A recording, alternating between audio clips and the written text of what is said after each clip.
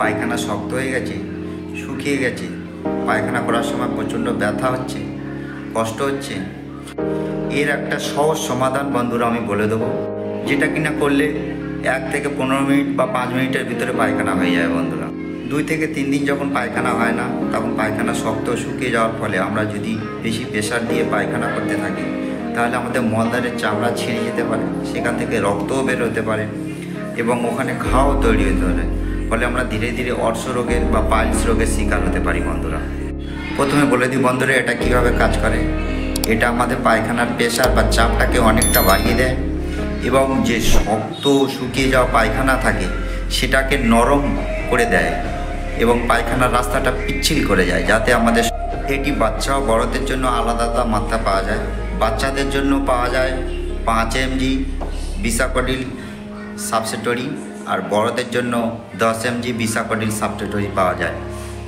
বন্ধুরা, এটা কিভাবে ব্যবহার করবেন সেটা আমি বলে দিই। এটা লাগানোর সময় আপনারা ভালো করে হাত ধুয়ে নিন বা গ্লাভস ব্যবহার করতে পারেন। এবার যাকে লাগাবেন তাকে বাম কাত করে শুইয়ে হাঁটুটা এইভাবে ভাঁজ করিয়ে পায়খানার রাস্তার মধ্যে দিয়ে এটা ঢুকিয়ে দেন। এটি লাগানোর সাথে সাথে 1 থেকে 2 মিনিটের ভিতর পায়খানা পায় বন্ধুরা।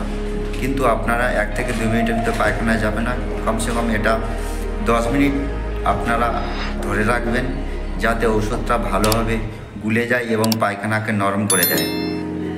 বন্ধুরা, এটা 1 থেকে 2 বারে বেশি ব্যবহার করবেন না, কেননা এটা বেশি ব্যবহার করলে পরে পায়খানার প্রেশার বা চাপ থাকে সেটা কমে যায়, ফলে আমাদের পরে পায়খানা করতেও অসুবিধা হতে পারে। বন্ধুরা, যাতে মল শক্ত না হয় আর বারবার এই সমস্যার সম্মুখীন না হতে হয় আপনাদের, তার জন্য কি করা করণীয় তার একটা আমি ভিডিও বানিয়েছি, লাস্টে দিয়ে দেবো, আপনারা ওটা দেখে নেবেন।